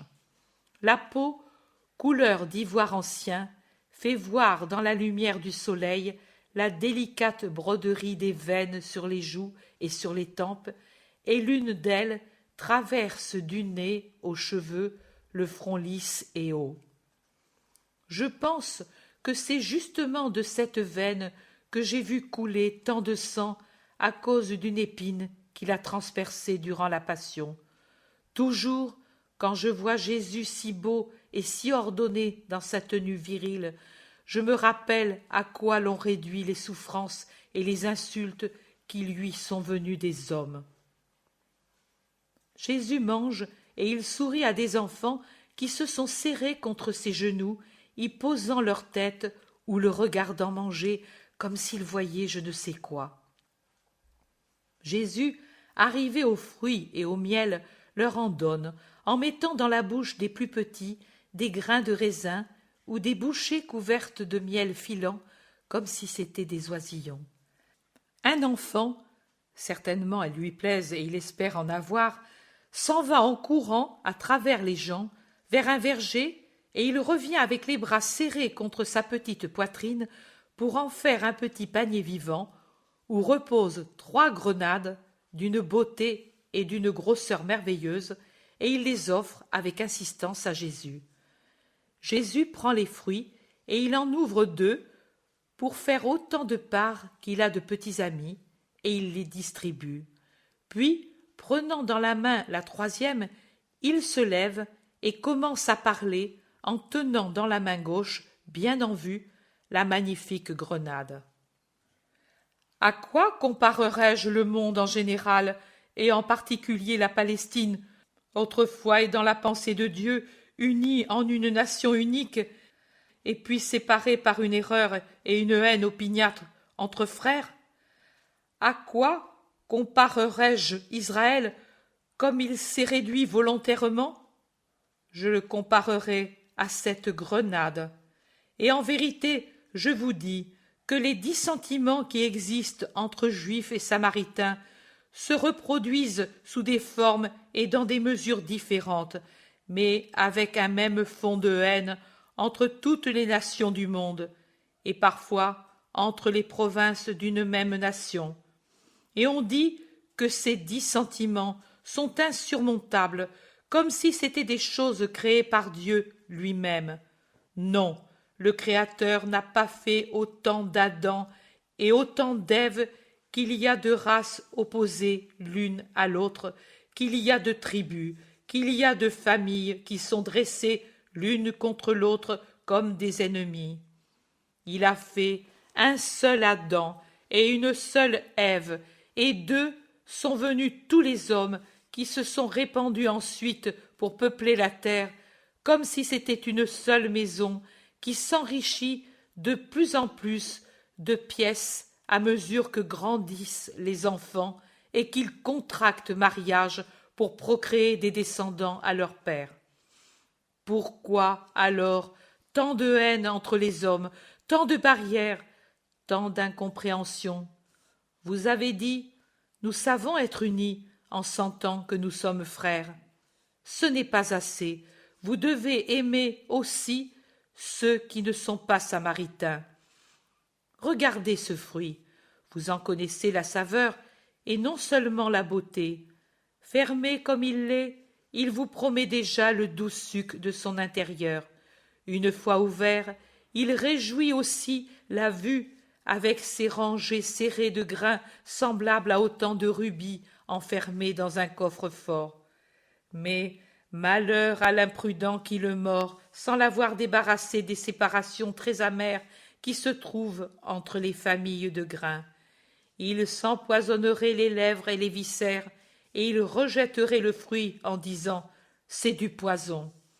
Il en est de même des séparations et des haines entre un peuple et un autre peuple, entre une tribu et une autre tribu. Elles rendent poison ce qui avait été créé pour être douceur. Elles sont inutiles et elles ne font, comme dans ce fruit, que créer des limites qui réduisent l'espace, compriment et font souffrir. Elles sont amères et à celui qui mord ou à celui qui mord le voisin qu'il n'aime pas pour l'offenser et le faire souffrir, elles donnent une amertume qui empoisonne l'esprit. Sont-elles ineffaçables? Non. La bonne volonté les supprime, comme la main d'un enfant enlève ces séparations amères qui se trouvent dans le doux fruit que le Créateur a fait pour les délices de ses enfants. Et la bonne volonté, le premier à l'avoir, c'est le même unique Seigneur, qui est le Dieu des Juifs comme des Galiléens et des Samaritains comme des Batanéens. Il le montre en envoyant l'unique Sauveur qui sauvera les uns et les autres sans demander autre chose que la foi dans sa nature et sa doctrine. Le Sauveur qui vous parle passera pour abattre les barrières inutiles, pour effacer le passé qui vous a divisé, pour mettre à la place un présent qui vous rend frères en son nom. Vous tous d'ici et d'au-delà des frontières, vous n'avez qu'à le seconder, et la haine tombera, et tombera l'avilissement qui suscite la rancœur, et tombera l'orgueil qui suscite l'injustice. Voici mon commandement, que les hommes s'aiment comme des frères qu'ils sont, qu'ils s'aiment comme le Père des cieux les aime, et comme les aime le Fils de l'homme, qui, par la nature humaine qu'il a prise, se sent frère des hommes, et qui, par sa paternité, se sent maître de vaincre le mal avec toutes ses conséquences. Vous avez dit, c'est notre loi de ne pas trahir. Alors, commencez par ne pas trahir vos âmes en les privant du ciel. Aimez-vous les uns les autres, aimez-vous en moi, et la paix arrivera aux esprits des hommes, comme il a été promis. Et il viendra le règne de Dieu, qui est un règne de paix et d'amour pour tous ceux qui ont la volonté sincère de servir le Seigneur leur Dieu. Je vous quitte, que la lumière de Dieu illumine vos cœurs. Allons.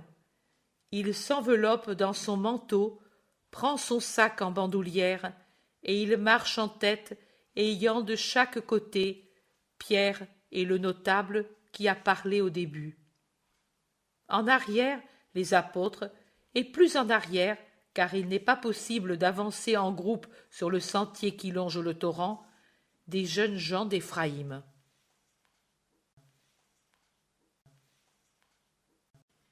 Chapitre 180.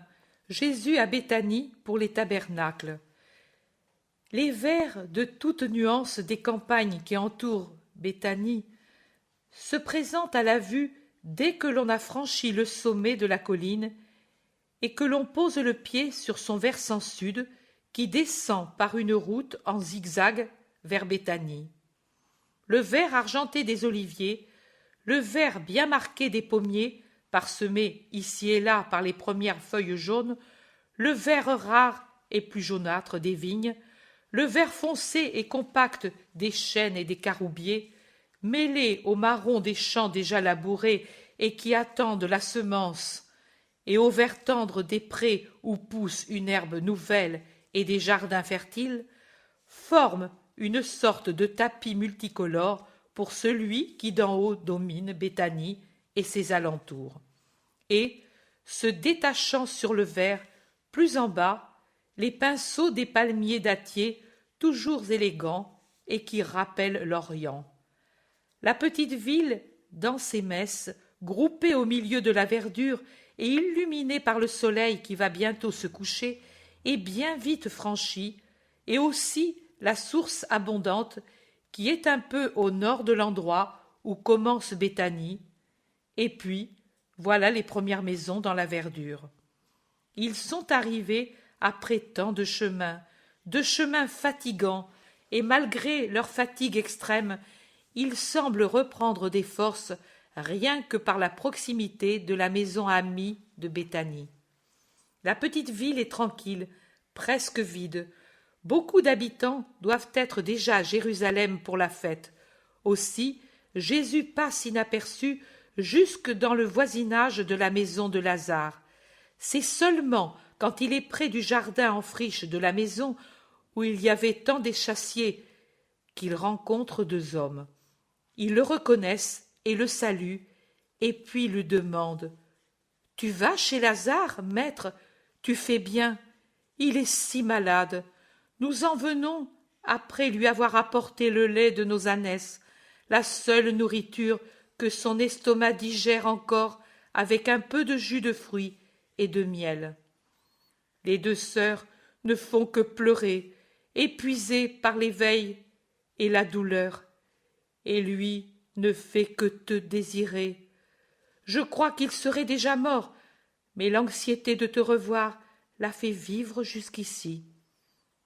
J'y vais tout de suite. Dieu soit avec vous.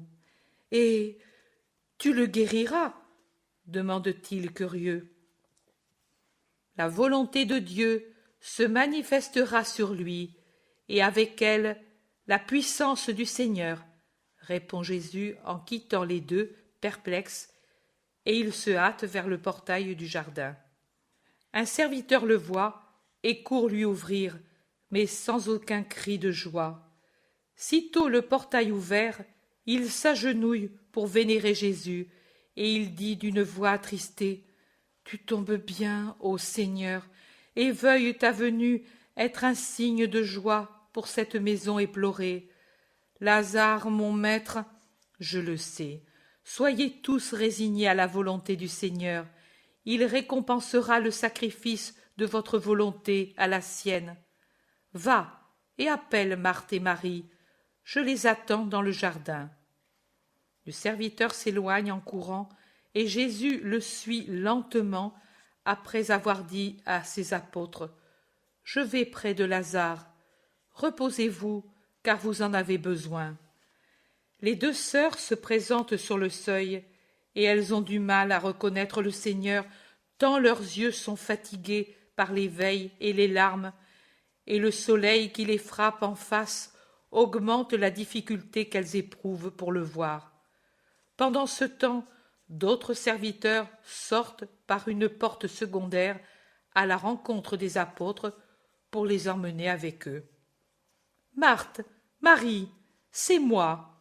Vous ne me reconnaissez pas? »« Oh, le maître !» s'écrient les deux sœurs, et elles se mettent à courir vers lui, se jetant à ses pieds et étouffant difficilement leurs sanglots. Baisers et larmes tombent sur les pieds de Jésus, comme autrefois dans la maison de Simon le pharisien. Mais cette fois, Jésus ne reste pas raide comme alors pour recevoir la pluie de larmes de Marthe et de Marie. Maintenant, il se penche et il touche leurs têtes, les caresse et les bénit par ce geste, et les force à se lever en disant: « Venez, allons sous la tonnelle des jasmins. Pouvez-vous quitter Lazare ?» Plus par signe que par parole, tout en sanglots, elles disent que oui, et ils vont sous le pavillon ombragé, sous le feuillage fourni et sombre, duquel quelque tenace étoile de jasmin blanchit et exhale son parfum. « Parlez donc. Ô maître, tu viens dans une maison bien triste. Nous sommes abêtis par la douleur. Quand le serviteur nous a dit: « Il y a quelqu'un qui vous cherche », nous n'avons pas pensé à toi. Quand nous t'avons vu, nous ne t'avons pas reconnu. Mais tu vois, nos yeux sont brûlés par les larmes. Lazare se meurt. » Et les pleurs reprennent, interrompant les paroles des deux sœurs qui ont parlé alternativement. « Et je suis venue pour le guérir, ô mon Seigneur !» dit Marie rayonnante d'espoir à travers ses larmes. « Oh, moi je le disais, si le maître vient !»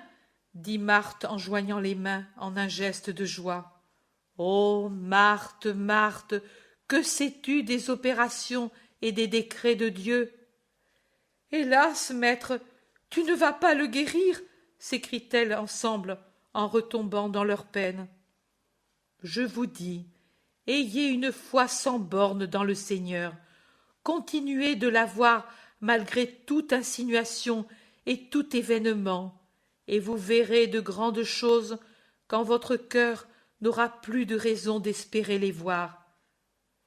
Que dit Lazare? Il y a un écho de tes paroles dans les siennes. Lui nous dit: ne doutez pas de la bonté et de la puissance de Dieu. Quoi qu'il arrive, il interviendra pour votre bien et le mien, et pour le bien d'un grand nombre de tous ceux qui, comme moi et comme vous, sauront rester fidèles au Seigneur. Et quand il est en mesure de le faire, il nous explique les Écritures. Il ne lit plus qu'elles désormais, et il nous parle de toi, et il dit qu'il meurt dans un temps heureux parce que l'ère de la paix et du pardon est commencée. Mais tu l'entendras, car il dit aussi d'autres choses qui nous font pleurer aussi, plus que pour notre frère, dit Marthe. Viens, Seigneur, toute minute qui passe est dérobée à l'espoir de Lazare. Il comptait les heures, il disait: et pourtant, pour la fête, il sera à Jérusalem, et il viendra. Nous qui savons beaucoup de choses que nous ne disons pas à Lazare pour ne pas le faire souffrir, nous avions moins d'espoir, car nous pensions que tu ne viendrais pas pour échapper à ceux qui te cherchent. C'était ce que pensait Marthe. Moi, non, car si j'étais à ta place, je défierais les ennemis. Je ne suis pas de celles qui ont peur des hommes, moi. Et maintenant, je n'ai même plus peur de Dieu. Je sais combien il est bon pour les âmes repenties, dit Marie, et elle le regarde de son regard d'amour. Tu n'as peur de rien, Marie? Demande Jésus. Du péché et de moi-même, j'ai toujours peur de retomber dans le mal. Je pense que Satan doit me haïr beaucoup.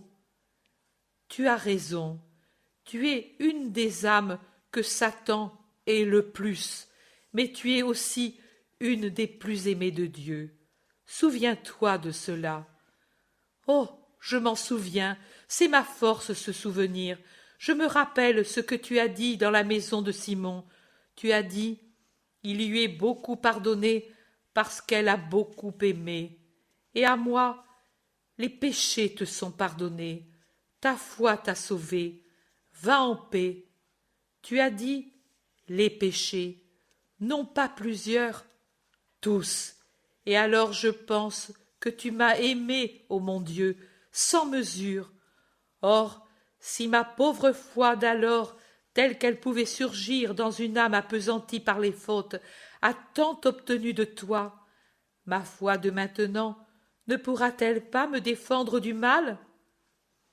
Oui, Marie, veille et surveille toi-même. C'est humilité et prudence, mais aie foi dans le Seigneur, il est avec toi. Ils entrent dans la maison. Marthe va trouver son frère. Marie voudrait servir Jésus, mais il veut d'abord aller voir Lazare. Ils entrent dans la pièce, dans la pénombre, où se consomme le sacrifice. Sacrifice. Sacrifice. Maître, mon ami, les bras squelettiques de Lazare se tendent vers le haut, ceux de Jésus se penchent pour embrasser le corps de l'ami languissant. Un long embrassement. Puis Jésus recouche le malade sur les oreillers et le contemple avec pitié. Mais Lazare sourit, il est heureux. Dans son visage ravagé ne resplendissent vivants que les yeux enfoncés, mais rendus lumineux par la joie d'avoir là Jésus. Tu vois, je suis venu, et pour rester beaucoup avec toi. Oh, tu ne peux, Seigneur. À moi, on ne dit pas tout, mais j'en sais assez pour te dire que tu ne le peux. À la douleur qu'ils te donnent, ils ajoutent la mienne, ma part, en ne me laissant pas expirer dans tes bras. Mais moi qui t'aime, je ne puis par égoïsme te retenir près de moi, en danger. Pour toi, j'ai déjà pourvu. Tu dois changer d'endroit sans cesse. Toutes mes maisons te sont ouvertes. Les gardiens ont des ordres, et de même les intendants de mes champs.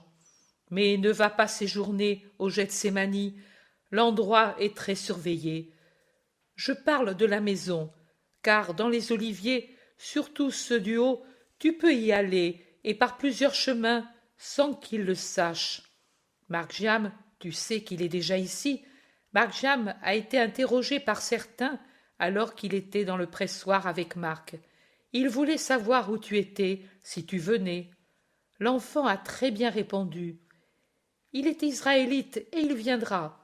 Par où, je ne sais pas, l'ayant quitté au Méron. Ainsi, il les a empêchés de te dire pécheur, et il n'a pas menti. Je te remercie, Lazare, je t'écouterai, mais nous nous verrons souvent tout de même. Il le contemple encore. Tu me regardes, maître, tu vois à quel point je suis réduit. Comme un arbre qui se dépouille de ses feuilles à l'automne, je me dépouille d'heure en heure de chair, de force et d'heures de vie. Mais je dis la vérité quand je dis que, si je regrette de ne pas vivre assez pour voir ton triomphe, je suis heureux de m'en aller pour ne pas voir, impuissant comme je le suis pour la freiner, la haine qui grandit autour de toi. Tu n'es pas impuissant, tu ne l'es jamais, tu pourvois aux besoins de ton ami dès avant qu'il n'arrive. J'ai 2 maisons de paix, et je pourrais dire également chère, celle de Nazareth et celle-ci. Si là-bas se trouve ma mère, l'amour céleste pour ainsi dire aussi grand que le ciel pour le Fils de Dieu, ici j'ai l'amour des hommes pour le Fils de l'homme, l'amour amical, plein de foi et de vénération. Merci, mes amis. Ta mère ne viendra jamais? Au début du printemps. Oh, alors, je ne la verrai plus. Si, tu la verras. C'est moi qui te le dis. Tu dois me croire. Je crois à tout, Seigneur, même à ce que les fées démentent. Marc-Jam, où est-il? À Jérusalem avec les disciples, mais il vient ici, le soir, d'ici peu désormais. Et tes apôtres, ils ne sont pas avec toi? Ils sont à côté avec Maximin, qui vient au secours de leur fatigue et de leur épuisement. Vous avez beaucoup marché? Beaucoup, sans arrêt. Je te raconterai. Pour l'instant, repose-toi. Je te bénis pour maintenant. Et Jésus le bénit et se retire. Les apôtres sont maintenant avec Marc-Jam et avec presque tous les bergers, et ils parlent de l'insistance des pharisiens pour savoir quelque chose de Jésus. Ils disent que cela a éveillé leurs soupçons, de sorte que leurs disciples ont pensé à se mettre de garde sur toutes les routes qui conduisent à l'intérieur de Jérusalem pour avertir le maître. En effet, rapporte Isaac, nous sommes disséminés sur toutes les routes, à quelques stades des portes, et à tour de rôle nous passons une nuit ici. C'est notre tour. Maître, dit en riant Judas, ils disent qu'à la porte de Jaffa il y avait la moitié du Sanhédrin. Ils se disputaient entre eux, car certains rappelaient mes paroles d'Enganim, d'autres juraient avoir appris que tu avais été à Dothaïn, d'autres, au contraire, disaient qu'ils t'avaient vu près d'Éphraïm, et cela les rendait furieux de ne pas savoir où tu étais. Et il rit de la farce qu'il a jouée aux ennemis de Jésus. Demain, ils me verront. Non, demain, c'est nous qui y allons. C'est déjà convenu, tous en groupe, et en nous mettant bien en vue. Je ne veux pas. Tu mentirais. Je te jure que je ne mentirai pas. S'ils ne me disent rien, je ne leur dis rien. S'ils nous demandent si tu es avec nous, je dirai « Et ne voyez-vous pas qu'il n'y est pas ?» Et s'ils veulent savoir où tu es, je répondrai « Cherchez-le, vous !» Comment voulez-vous que je sache où est le maître en ce moment? En effet, je ne pourrai certainement pas savoir si tu es à la maison, ici, ou dans les vergers, ou bien je ne sais où. Judas, Judas, je t'ai dit, et moi je te dis que tu as raison, mais ce ne sera pas toujours de ma part simplicité de colombe, mais prudence de serpent. Toi la colombe, moi le serpent. Et ensemble, nous formerons cette perfection que tu as enseignée. Il prend le ton qu'a Jésus quand il instruit, et il dit, en imitant le Maître à la perfection, « Je vous envoie comme des brebis parmi des loups. Soyez donc prudents comme les serpents et simples comme les colombes. Ne vous préoccupez pas comment répondre, car à ce moment-là, vous seront mises sur les lèvres les paroles, car ce n'est pas vous qui parlez, mais l'Esprit qui parle en vous. Quand on vous persécutera dans une ville, fuyez dans une autre, jusqu'à ce qu'arrive le règne du Fils de l'homme. » Je les rappelle, et c'est le moment de les appliquer. Je ne les ai pas dites ainsi, et pas celle-ci seulement, objecte Jésus. Oh, pour le moment, il ne faut se rappeler que celle-là, et les dire ainsi. Je sais ce que tu veux dire, mais si la foi en toi ne s'est pas bien établie, et c'est une pierre dans ton royaume, il ne convient pas de se livrer aux ennemis. Ensuite, nous dirons et ferons le reste. L'expression de Judas est si brillante d'intelligence et d'espièglerie qu'il conquiert tout le monde, sauf Jésus qui soupire. C'est vraiment le séducteur auquel rien ne manque pour triompher des hommes. Jésus soupire et réfléchit, mais il se rend en remarquant que la prévoyance de Judas n'est pas entièrement mauvaise. Judas expose triomphalement tout son plan. Nous irons donc demain et après-demain jusqu'au lendemain du sabbat, et nous resterons dans une cabane de branchage dans la vallée du Cédron, en parfait israélite. Eux se lasseront de t'attendre, et alors tu viendras. En attendant, tu resteras ici, tranquille, à te reposer. Tu es épuisé, mon maître, et nous ne le voulons pas. Les portes closes, l'un de nous viendra te dire ce qu'ils font. Oh, ce sera beau de les voir déçus.